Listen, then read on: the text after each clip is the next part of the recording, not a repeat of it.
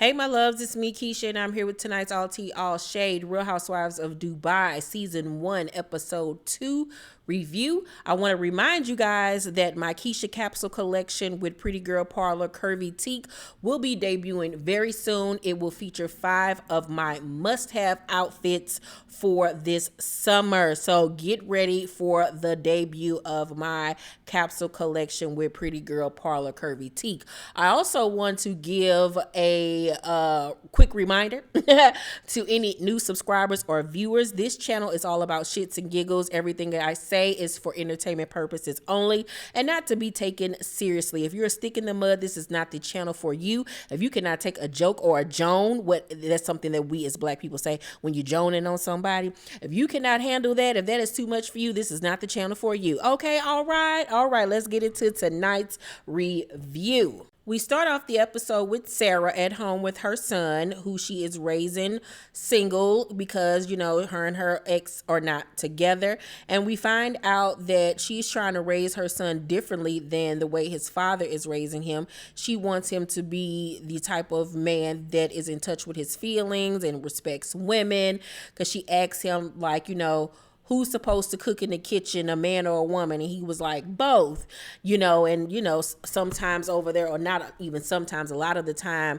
in the Islamic faith, men think that, women are supposed to just be basically seen and not heard and to do what they say.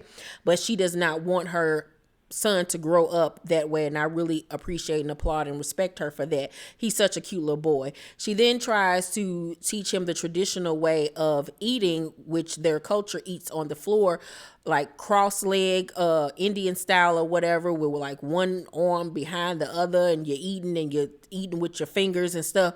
And he was like, I do not want to do that, girl. He was like, can I please go sit at this table with a fork and a spoon, because this is not that deal. He just refused to do it. And it was kind of funny, but at the same time, because she wants him to know her family's, and their culture's traditions, I would have made him do it. Like, you don't get to tell me no, boy. Sit down and do this shit.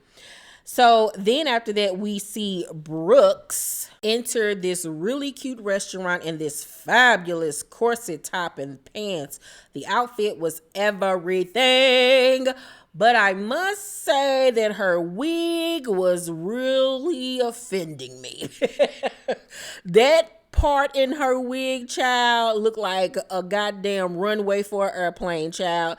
She was giving me King's Highway, Route 66 with that part. I don't know who plucked that part, but it was way too wide and it was way too crooked, child, and got the nerve to be talking about Ayan wigs. I'm like, girl, once again, you and Ayan are on the same goddamn boat, girl. You can't talk about nobody her at this point. Lesa then joins her in this fabulous black cat suit. It was giving me life with her sleek ponytail to the back. She had a long braid, some platform heels. Lesa is serving with the fashions. I have to say, this whole cast is really bringing it with the clothes and the looks, honey. So they sit down and Brooks asks, what is she going to do for Thanksgiving? And Lesa was like, she's going to cook and have, Ayan and, other people over. And Brooks was like, well, because I'm Jamaican, girl. And Lesa in confession was like, child, that lady don't know what she is. One minute she's saying she Jamaican. Next minute she's saying she Afro-Latina. She is whatever she want to be that day. And I'm like, girl, why is you sitting up here capping about who you are? Why you just can't be a regular old black girl and that be good enough? Like, Jesus the Christ. Everybody want to be mixed with something. Sit down somewhere. Be happy to be mixed with black and black, God damn it. So Brooks then shows her Nina's post that she posted on Instagram, and it was a post that said every blonde needs a brunette bestie, and it was a picture of her and Caroline Stanbury. So Brooks was like, since when they become besties? Because last I know, Nina, was the one that talked the most shit about Caroline, and Lesa co-signs and was basically like, Nina is basically fake. And Milan in her confessional, she was like, I'm not gonna even repeat the stuff that Nina has said about Caroline. Then they transition and they show her saying that she said she was ratchet, she said she was ghetto, but that ain't even the worst of it. Like, that's the good stuff. And I was like, shit, if that's the good stuff, then what else did she say about her? But the fact that, she called her ratchet and ghetto, like, what that's supposed to mean? Like, I ain't like that. That's the second time I have seen Lesa be around for some bullshit and let it slide. The first thing that made me side-eye Lesa was when, on last week's episode, when Brooks called her talking about Ayan, and she pretended like Ayan wasn't there, and that's supposed to be your best friend. Then this episode, you're saying that Nina called Caroline ratchet and ghetto. Now, true enough, Caroline is white. So, but my thing is, why use the words ratchet and ghetto? Because those words are synonymous with being black. So, I don't really like that. I feel like Lesa might need to start checking these hoes about certain things, because that didn't really sit too well for me. Or am I reaching? Let me know down in the comment section. Would you have side-eyed Nina if she called somebody ratchet and ghetto around you as a black woman? So, Brooks then brings up Ayana and what happened between them at the dinner. And she was like, she loved Ayan, but they fight like cats and dogs. This is just basically what they do. And they have a very funny relationship. Their relationship so far reminds me of like Kim and Nene. Like, they just are crazy with their friendship. One minute they cool and they love each other, next minute they can't stand each other. So I feel like that's what we're going to get from them this season. And I think that it's going to be cute in the beginning, but after a while it's going to wear very thin on me. Then we see Brooks visits Caroline at her home, and Caroline goes on to tell her that they're, building a new home. And I learned something else about Dubai in this episode, which is that you can't get a mortgage in Dubai if you're self-employed. And therefore, you have to put 30 to 40% down on your home. I was like, God damn. Okay, won't be moving to Dubai no time soon. So Sarah comes by and they're all sitting down talking. And I'm looking as these three women are sitting down having a Kiki. Who's sitting right there at the table with them? Sergio, child. I'm like, why is he sitting here with these women as they're talking about other women? Why are you sitting here? Now, I know a lot of you let me know last week that Sergio comes from money and that he is an ex soccer player. I did not know that about him. I don't know nothing about a lot of shit over there in Dubai. But my thing, because I was saying that I feel like he's a gold digger, and that doesn't mean that you can't be a gold digger just because you come from money. And we don't know what that man finances looking like. He might have played soccer or whatever, but we don't know what he did with his money. And it's just weird. Like, he just gives me a lot of feminine traits, because why does a man want to sit there with his fiance and two other women talking about another woman? Why are you sitting here? Why, sir? Like, he just gives me gay best friend. It's very weird to me. Their whole dynamic is just weird. Nothing about him comes across manly as hell. And if that's the type of man she like, good for the goose is good for the gander. But it's just very weird to me. So Ayan comes up again, because Ayan is that girl. She is the topic of all conversation. And Brooks tells the girls that she never saw Ayan act that way before. And Sarah says that, she wants to talk to Ayan because, she's a life coach and she wants to see if anything triggered her, and that she feels like Ayan owes her an apology. Not her, but I think she was referring to Brooks or either Caroline. And Caroline was, look, girl, I'm sorry if she's had trauma in her life, but she ain't gonna add to mine.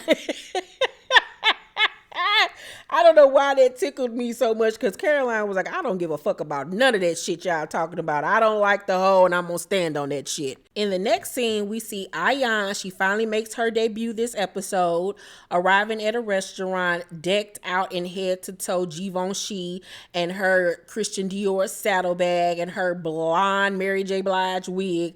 I must say, I was not feeling this get up. She looked hot as hell to me. I'm like, where is you going with this fur on in Dubai, ma'am? You about to fucking blow up and explode like you 5 seconds away from the sun. I liked the dress of it or whatever, even with the pants underneath the outfit.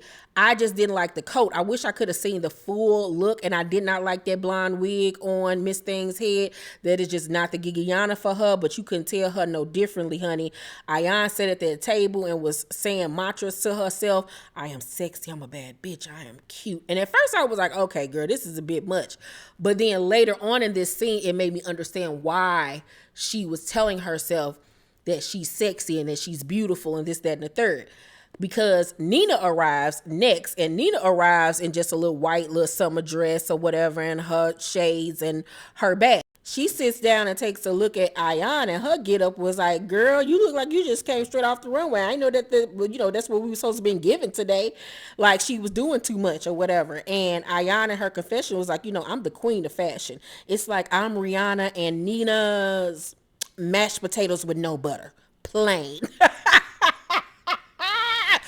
I live for her reason, baby, because it comes off so effortlessly. It ain't nothing planned or rehearsed, and I gagged her knee. So they talk about Thanksgiving plans as well, and Ayan apologizes to Nina for, everything that happened at her dinner. But then she also goes on to say that she feels some type of way because Nina didn't stand up for her when it came to Caroline continuously saying that she didn't like her. And Nina was like, I don't remember her saying it like that. She was like, girl, was we at the same party? Do you not remember what party we were at? So Nina in her confessional, she was like, they're not even close. So why should she care? Just don't invite her to none of your events, and that will solve everything. Like, okay. And I must say that Nina's outfit in her confessional, baby, was everything. Girl, the opulence of this show is giving me life. I loved that fitted black dress, her mock and mock heels, honey, the hair, the makeup, the jewels, everything was effortlessly put together. I want them moving forward for every housewife franchise to do full body confessionals, because these outfits from Dubai, baby, the girls are bringing it. Ayan then goes on to say to Nina, I came in knowing I was excluded from hanging out with all of you, and that triggered me. You and I have talked about how I grew up with my dad. My dad used to beat me over my sister because I was not important to him. So when someone says I don't like you and it makes me angry because I want so hard to be who I am, I went home and I was crying that night. And so Nina, takes her hand and is trying to comfort her. And she was like, look, I get it, but I just feel like you and Caroline just have a misunderstanding. She was like, look, I didn't even like her when I first met her. And Ayan in her confession was like, I see you for who you are. You're a flip-flopper, skyscraper, climbing the fucking sky. And she's also really boring. I was like, now, why you have to do that, lady? Like, that's how she is a flip-flopper, skyscraper, climbing the fucking sky, and she boring. You did not have to read that lady like that. Based off now what I'm hearing from Lesa, Brooks, and Ayan, it does seem like Nina is fake and that, she has had more to say about Caroline that I don't think Caroline knows that she said about her. So I got my eye on Miss Nina. So Nina asks that, Ayan and Caroline sit down and have a talk, and Ayan was like, I'm not ready to do that. Nah, not ready. Don't want to do that right about now. But all I could focus on was that wig, child, and how it kept on blowing in the wind.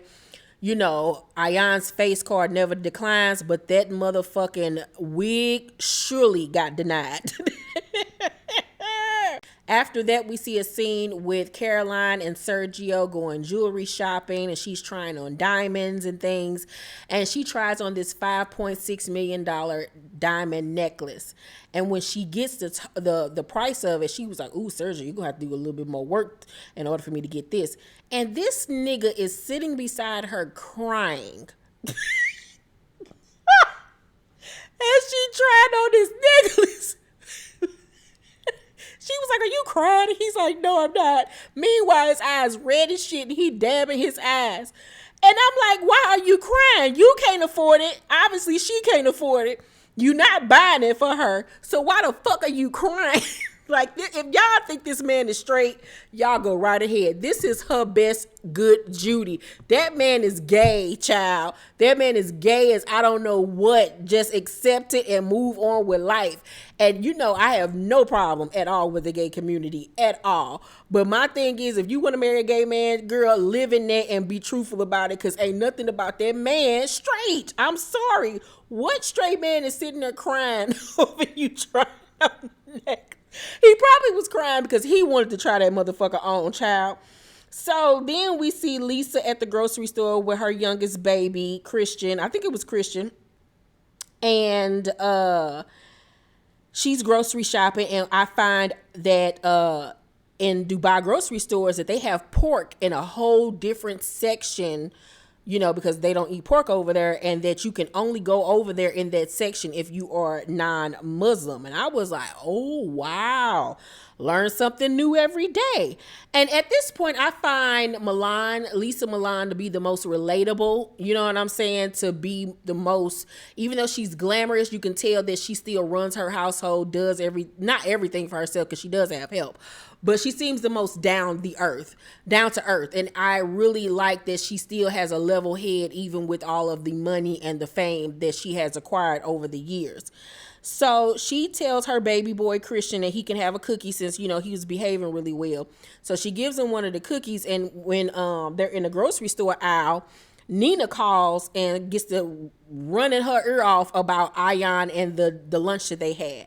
And she talking. And Lesa like, yeah, girl. Oh, really? Damn. Stop. As dry as ever on FaceTime, and Nina is not catching the hint that she do not give a damn about this goddamn conversation. Meanwhile, as they're talking, her baby then went and had like 3 more Oreos after she done told him he could only have one. He got the shit all over his face. So at some point, Lesa was like, look, girl, love you, but I got to go. So she gets off the phone, she looked down, and she's like, Christian, you've had more than one cookie. It was so cute. I just lived for it. So then we see Lesa. She's prepared Thanksgiving dinner for her family and friends. She's cooked everything herself. And then we see Nina. Her and her family are having Thanksgiving lunch on the this is not a carousel. It's on the merry-go-round. Is it a merry-go-round? Y'all know what the fuck it is. And they've rented out one of the little capsules, and they're going around and around and around while having their fucking Thanksgiving dinner. I was like, if that ain't some rich folk shit, you better shit on these motherfuckers. Sarah joins them with her son. And Nina tells, you know, Sarah the story about how she met her husband, how she met him through a family member or something like that, and how he had nothing when they met. They grew their empire together, how at one point she worked like 4 jobs a week just to, you know, survive, and that he flew every few weeks from Dubai to America to visit her. And I was like, baby, that's some love. That's some love right there. He ain't had no money, child. Hell, I can barely get a nigga to take me around the corner of the motherfucking McDonald's, let alone fly across the country to come see me. That's some real true tea. That's some love right there. And her husband was just sitting there just grinning and blushing and everything. He seems like he really does love her. They make a really cute couple, and they have some really cute children.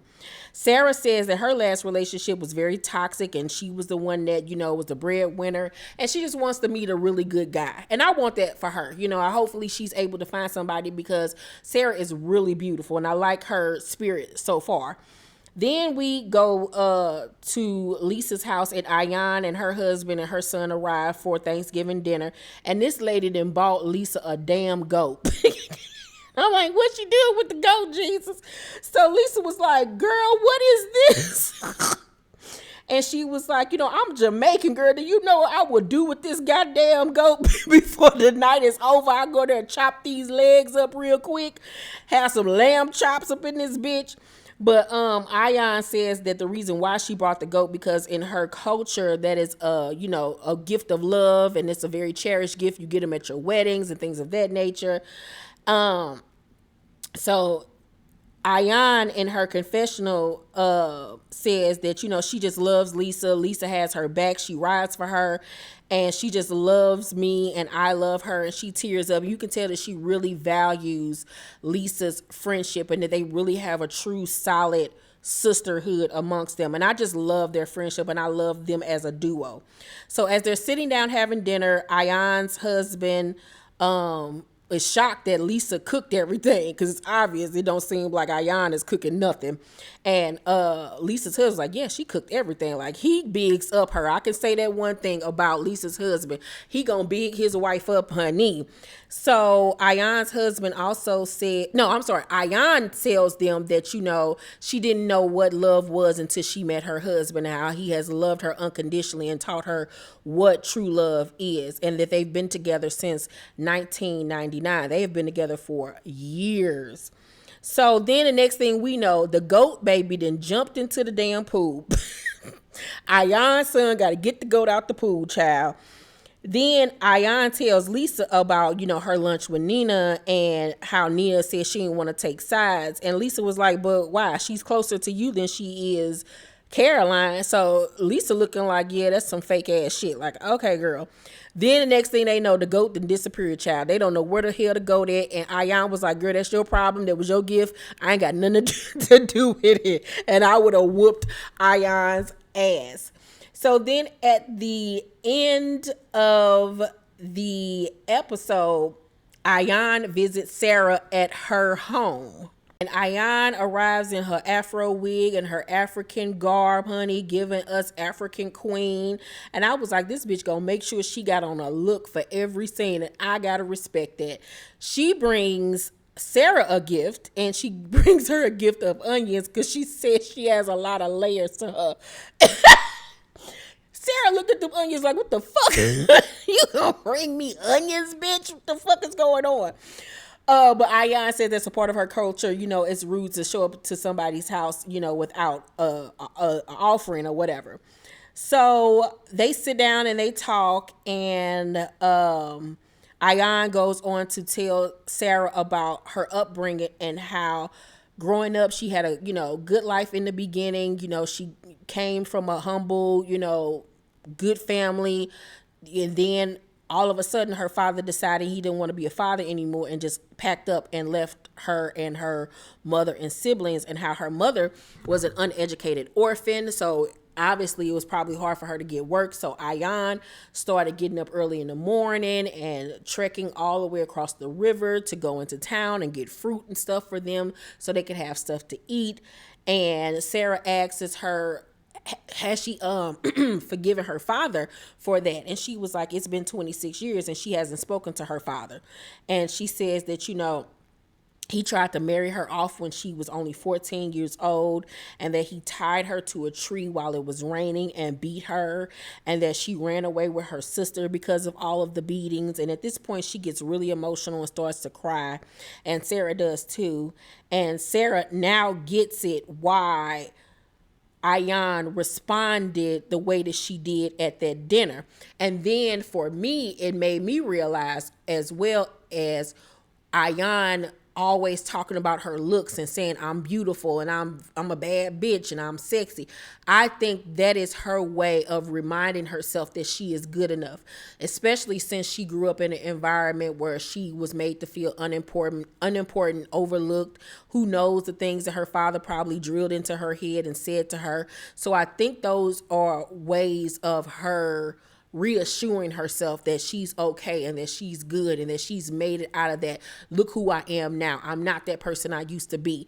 So I think that's the reason why we get the whole cocky attitude of I'm that bitch, when really she's just a softie on the inside that yearns to have companionship and friendship and love. So it made me understand Ayan even more. It made me really like her even more. So Sarah says that she herself was physically and mentally abused in her past relationship, so she understands Ayan's trauma. and that she wants to link Ayan with a hypnotherapist to help her get past all of this trauma. And Ayan says that she wants to because, you know, she really wants to rid herself of all of these feelings. And the episode goes off. I have to say the episode 2 was really good. I really truly enjoyed it. It was funny. It was fashionable. It gave me everything that I need, including the drama. I give tonight's episode of The Real Housewives of Dubai, I give tonight's episode an A. I really truly enjoyed it. I can't wait to watch it again. Ayan was actually on tonight's episode of Watch What Happens Live, and she looked absolutely stunning. So beautiful, in fact, that Andy was like, this is like a reunion look. Oh, she was like, oh, this is nothing. Wait till you see what I'm wearing to the reunion. If you think this is something. I mean, that gold, sparkly, sweetheart neckline dress that she had on, well, gown that she had on, and the gloves against her chocolate skin was just magnificent. And you can tell by her and Andy's interaction tonight on Watch What Happens Live that he really loves her, and he knows he has a star on his hand. The network has a star when it comes to Ayan. So I'm loving where this is going for her and for the show. Another standout episode. Let's talk down below in the comments section. Let me know what you thought about tonight's episode. Make sure to thumbs up this video, like and subscribe, and hit that notification bell button. I love you guys, and I will see you on the next video. Bye.